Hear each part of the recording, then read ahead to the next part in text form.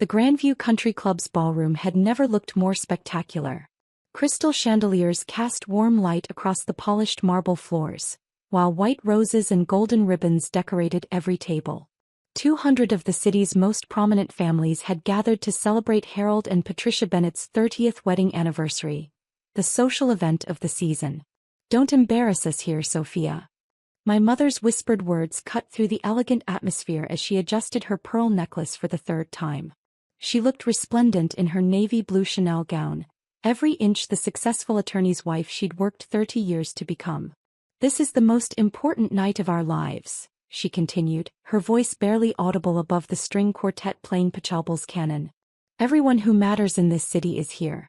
The mayor, the Chamber of Commerce president, half the city council. We cannot afford any of your eccentricities." I smoothed down my simple black cocktail dress, the same one I'd worn to 3 other family events this year. Not because I couldn't afford better, but because I'd learned that expensive clothes drew the wrong kind of attention from people who made assumptions about success based on price tags. "I understand, Mom," I replied quietly, watching my younger brother Michael work the room in his perfectly tailored tuxedo.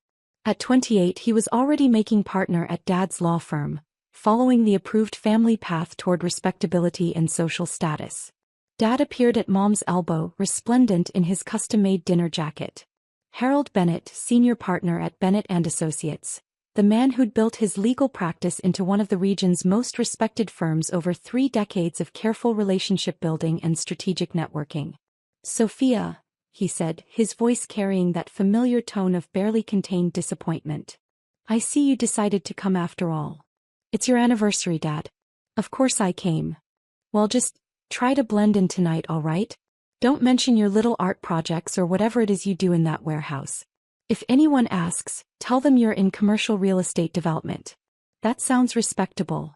I nodded and smiled, the same smile I'd perfected over years of family gatherings where my actual career was treated like an embarrassing family secret. Around us, the cream of the city's society mingled and networked, their conversations a carefully orchestrated symphony of business deals, political connections and social climbing. The country club had been Dad's obsession for 15 years. Membership here meant you'd truly arrived in the city's elite circles.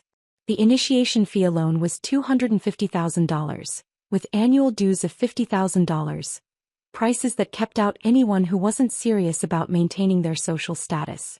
"There's Senator Williams," Mom whispered excitedly, nodding toward a distinguished man in his 60s. "Harold, we should go say hello. This could be perfect timing for that judicial appointment discussion." As my parents glided away to pursue their political networking, I found myself alone at our family's assigned table. Table 1, naturally, positioned perfectly for maximum visibility and social impact. The place cards were written in elegant calligraphy. Mr. and Mrs. Harold Bennett, Michael Bennett, and simply Sophia. No title, no professional designation, just my name floating in the social void of family disappointment. I picked up my champagne flute and took a small sip of what was probably a $300 bottle of Dom Perignon. The country club never cut corners when it came to impressing its members and their guests. Quite a turnout tonight. I turned to see Thomas Morrison, the club manager, approaching our table.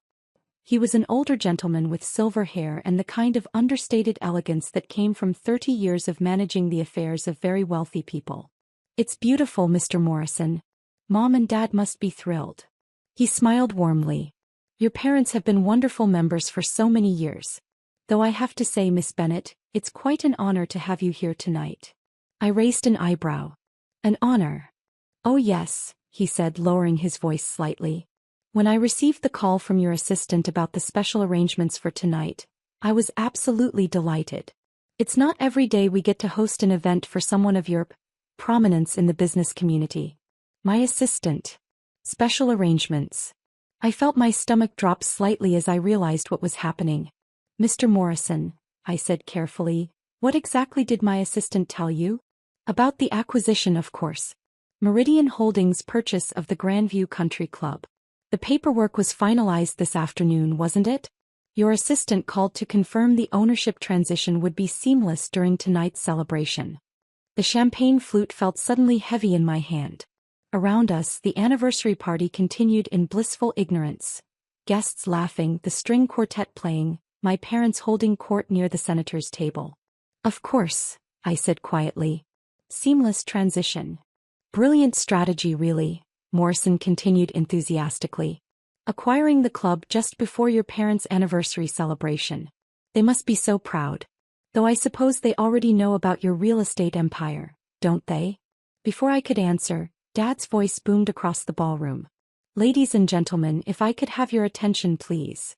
The room gradually quieted as 200 of the city's most prominent citizens turned toward the main stage where Dad stood with a microphone, Mom beaming beside him in her designer gown. Patricia and I want to thank you all for being here tonight to celebrate 30 wonderful years of marriage, Dad began, his courtroom voice carrying easily across the ballroom. This club has been like a second home to us, a place where we've built lifelong friendships and shared countless memories. Scattered applause rippled through the crowd. I noticed several city council members nodding approvingly, probably already thinking about which political favors they might discuss over brandy later. As many of you know, Dad continued, success in life isn't just about personal achievement. It's about family, community, and building something meaningful for the next generation. His eyes found mine across the ballroom and I could see the unspoken message in his expression. This is what success looks like, Sophia. This is what you should be aspiring to. Speaking of the next generation, Dad said with practiced charm, I'd like to acknowledge our son Michael, who's carrying on the family legal tradition with such distinction, and our daughter Sophia, who is, well, she's still finding her path. Polite laughter scattered through the crowd. A few people at nearby tables glanced in my direction with expressions that ranged from curiosity to pity. The senator's wife actually patted her husband's arm and whispered something that made him shake his head sympathetically. Morrison, who had been standing quietly beside our table during Dad's speech, suddenly looked confused. Still finding her path? He murmured. But surely he knows about. That's when Dad spotted Morrison near our table and decided to do what successful attorneys do best. Work the room. Thomas.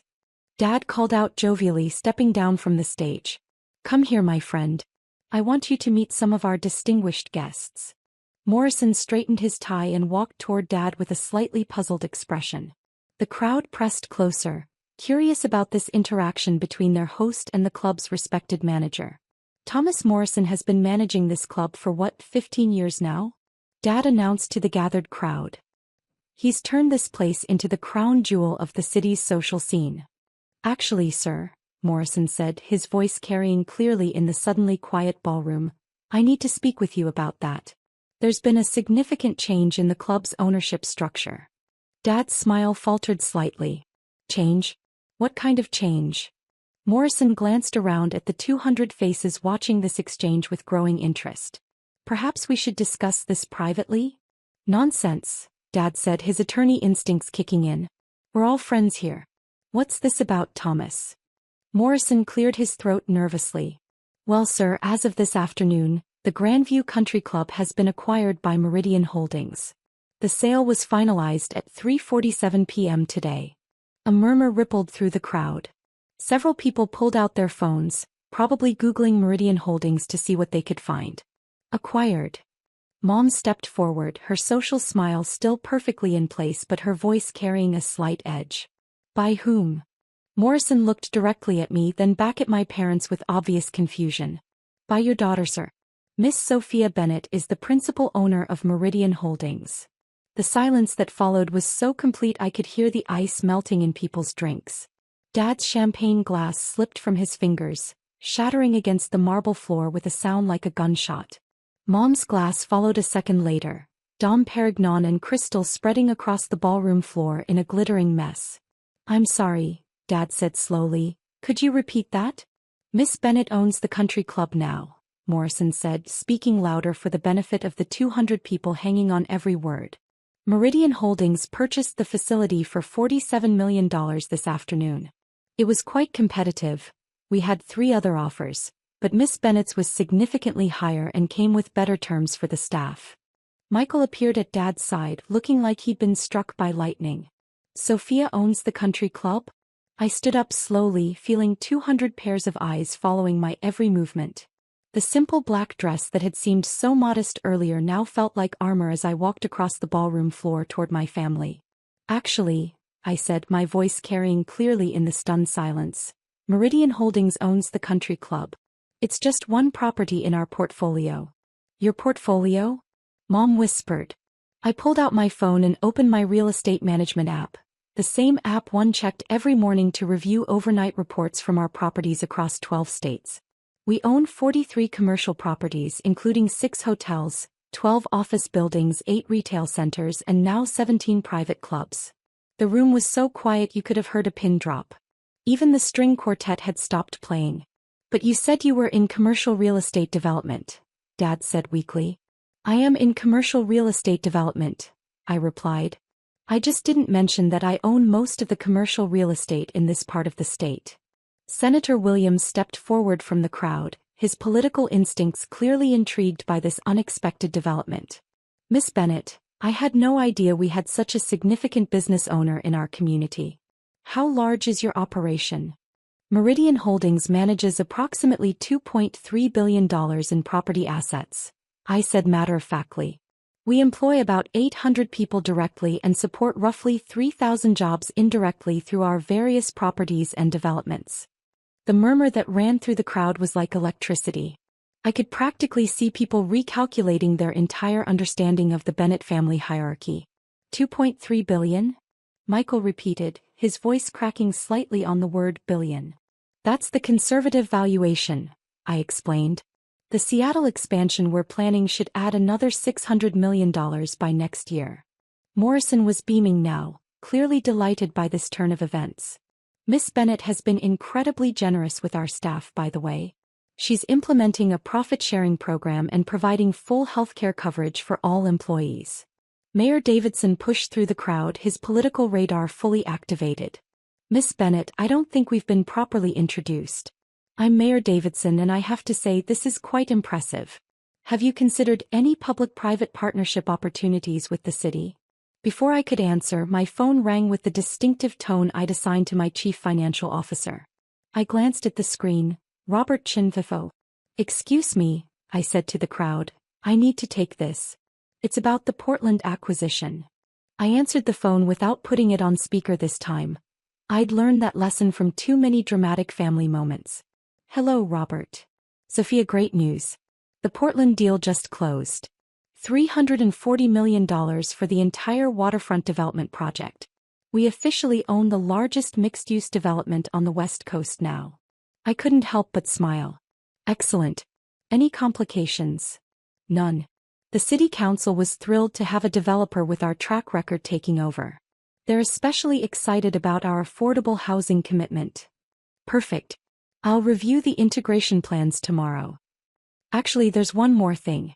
That interview request from Forbes about being the youngest woman to own over $2 billion in real estate assets? They want to schedule it for next week. I glanced around at 200 faces staring at me with expressions ranging from awe to complete bewilderment. Let me call you back about that, Robert. I'm at a family event. Of course. Congratulations again on the Portland deal.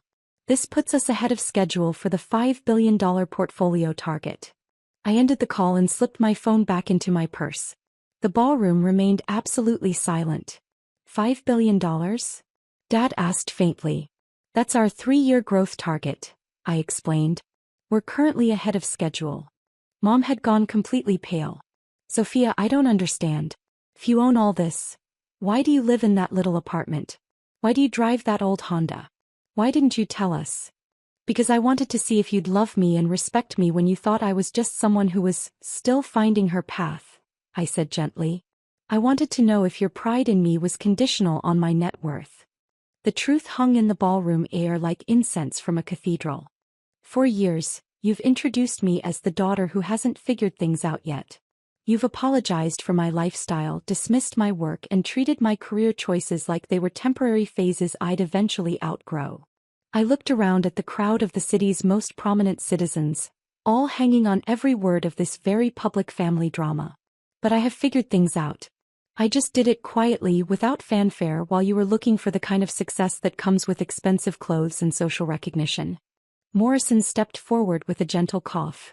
Miss Bennett, if I may, would you like to address your guests about the club's future? Many of them seem quite curious about your plans.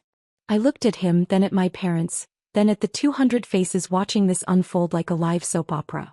Actually, yes, I said, walking toward the small stage where Dad had been speaking earlier. If I could have everyone's attention? The crowd pressed closer, phones appearing as people prepared to capture whatever was about to happen. First, I want to assure all club members that nothing will change in terms of your membership experience. If anything, we're planning significant improvements to the facilities over the next year. Relieved murmurs rippled through the crowd. These were people who valued stability and exclusivity above all else. Second, I want to announce that in honor of my parents' 30th anniversary, the Harold and Patricia Bennett Community Foundation will be established with an initial endowment of $50 million. The gasps from the crowd were audible. Mom actually swayed on her feet and Michael had to steady her. The foundation will provide legal aid services to low-income families and educational scholarships for students pursuing law degrees. I looked directly at my parents, who were staring at me like I'd descended from another planet. Because while you've spent 30 years building something impressive, I've spent 10 years building something meaningful. And tonight I'd like to combine those efforts. Dad's eyes filled with tears. The first time I'd seen him cry since my grandfather's funeral. Sophia, he said, his voice breaking, I'm so sorry. We never knew. We never understood. I know, Dad. But now you do. I stepped down from the stage and walked back to our family table, where our place cards still sat in their elegant calligraphy. I picked up the card that simply said Sophia, and smiled. Tomorrow I'd have Morrison print new ones. But tonight, for the first time in my adult life, my family knew exactly who I was. The string quartet resumed playing and gradually the party atmosphere returned. But now the conversations had a different energy. People weren't just networking anymore. They were trying to understand how they'd completely missed the fact that one of the city's most successful business owners had been sitting quietly at family dinners for years while everyone assumed she was a failure. My phone buzzed with a text from my assistant. Portland media wants interviews about the waterfront acquisition. Should I schedule them?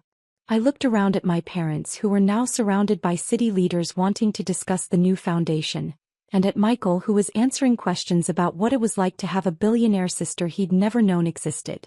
I typed back, schedule them for next week. And Sarah? Make sure they know the foundation announcement happens here first. This is still my parents' anniversary party. Some things I'd learned were more important than business. Even when business was very, very good.